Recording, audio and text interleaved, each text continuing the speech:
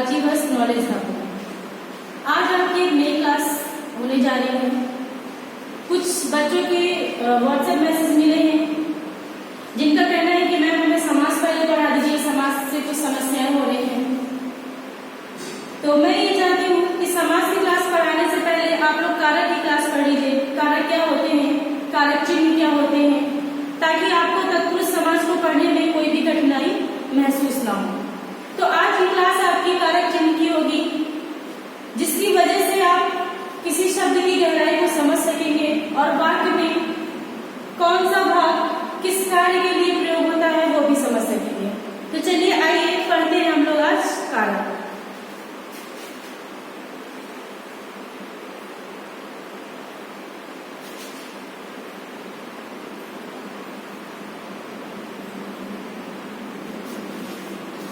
कारक पढ़ाने से पहले मैं आपको बता दूं कि आपकी हिंदी भाषा में 8 प्रकार के कारक चिन्हों का प्रयोग होता है। वहीं पर क्योंकि कुछ बच्चों का मानना है कि 8 प्रयोग में आते हैं या 6, लेकिन आपकी संस्कृत भाषा में जो कारक और कारक चिन्ह होते हैं वो 6 प्रकार के प्रयोग में लाए जाते हैं। हिंदी भाषा में 8 प्रकार के कारक चिन्ह होने के बाद जब हम उसका प्रयोग समास में करते हैं तो आपके तत्पुरुष समास में कारक चिन्हों का भरपूर प्रयोग किया जाता है, लेकिन वहां पर भी उन कारक की संख्या होती है 6, जिसमें से आपका पहला कारक कर्ता और आखिरी का 8वां कारक संबोधन, 2 कारक हटा दिए जाते हैं और बीच की कड़ी के आपके 6 कारकों का प्रयोग होता है। इसीलिए आज मैं आपको कारक पहले पढ़ाऊंगी, क्योंकि आपको समास के प्रयोग के लिए कारक को समझना बहुत जरूरी है। तो कारक की परिभाषा हम लोग लिख लेते हैं। पहले आप नोट कर लीजिए कि कारक क्या होते हैं। कारक वे शब्द होते हैं, कारक वे शब्द होते हैं जिनका प्रयोग, कारक वे शब्द होते हैं जिनका प्रयोग संज्ञा या सर्वनाम के, जिनका प्रयोग संज्ञा या सर्वनाम के रूप के साथ वाक्य के अन्य शब्दों, संज्ञा या सर्वनाम के जिस रूप के साथ वाक्य के अन्य शब्दों के साथ संबंध सूचित करने वाले शब्दों के रूप में किया जाता है। अन्य शब्दों के साथ संबंध सूचित करने वाले शब्दों के रूप में किया जाता है, उन्हें हम कारक कहते हैं। नोट कर लिया आपने? चलिए, संख्या कितनी होती है? तो कारक की संख्या होती है 8। कितनी संख्या होती है? 8 होती है। पहला आपका है कर्ता कारक, दूसरा है आपका कर्म कारक। पहला है आपका कर्ता कारक, दूसरा है कर्म कारक और तीसरा है आपका करण कारक। फिर चौथा है आपका संप्रदान कारक। अगला है अपादान कारक।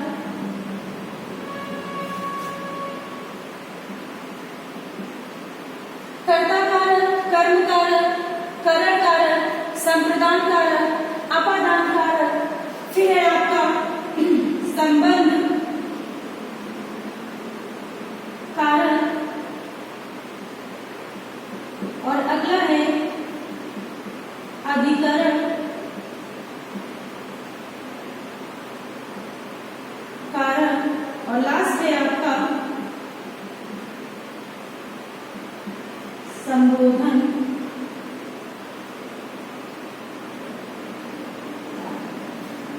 ये आपके हो गए कारक। अब हम लोग देख लेते हैं इनके चिन्ह क्या है।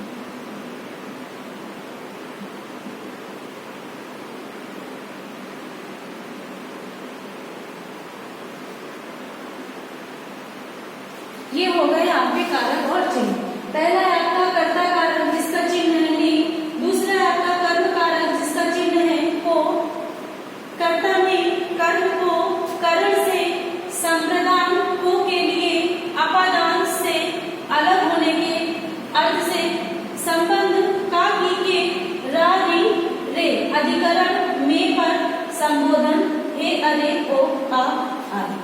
ये आपके हो गए 8 कारक और 8 कारक चिन्ह जिनका प्रयोग हम लोग हिंदी वाक्य बनाने में करते हैं।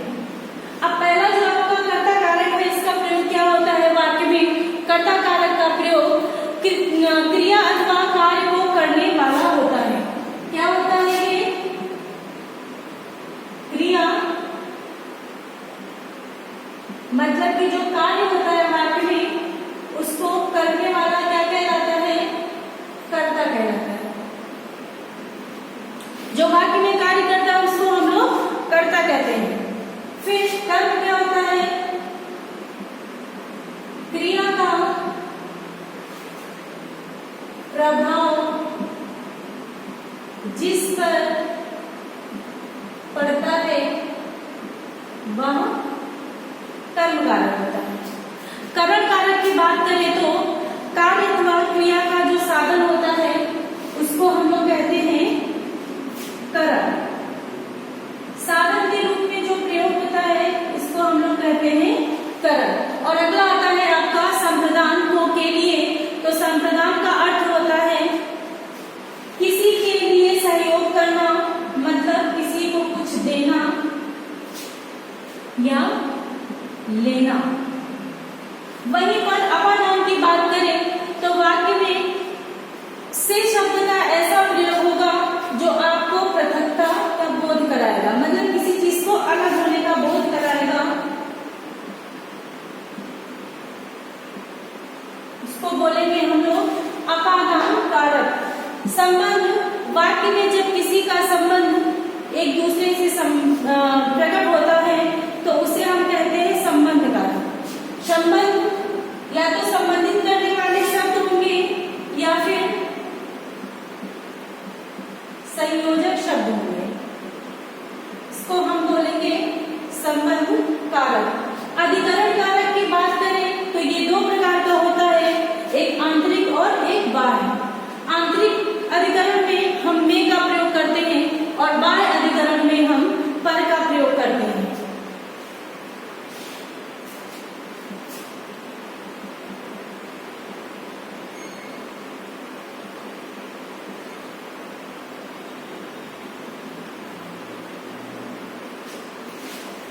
ठीक है। उसके बाद आपका आता है आखिरी संबोधन कारक। तो संबोधन कारक का प्रयोग हमेशा किसी वाक्य में किसी भी ऐसी स्थिति को सुनने और उसको उच्चारित करने के लिए होता है जिससे हम या तो एकदम से खुश हो जाएं, दुखी हो जाएं या हैरान हो जाएं या भय आ जाए। तो ये थे आपके कारक। कारक क्या होते हैं, कारक के प्रकार कितने होते हैं, कारक के चिन्ह कितने होते हैं और कारक और कारक चिन्हों का प्रयोग हम वाक्य में कैसे करते हैं, ये आज आपने देखा। इसको नोट कर लीजिए और इसे समझ लीजिएगा। आगे की क्लास आपकी कल होगी। आज के लिए बस इतना ही। पढ़ते रहिए, जो भी समस्याएं हो हमें बताते रहिए। आज की क्लास खत्म होती है। धन्यवाद।